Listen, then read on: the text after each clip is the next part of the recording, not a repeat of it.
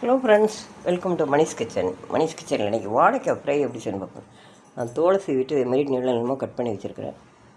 உப்பு, தனி மிளகாய்த்தூள், மஞ்சத்தூள்,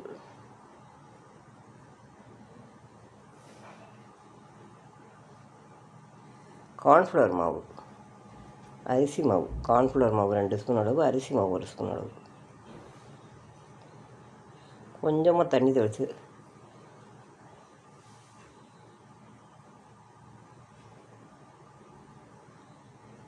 வாழைக்காய் மிக்ஸ் பண்ணி ஒரு 10 நிமிஷம் தண்ணியில் ஊற வச்சு வைக்கணும். வாழைக்காய் மசாலாவில் வாழைக்காய் ஒரு 10 நிமிஷம் ஊறணும்.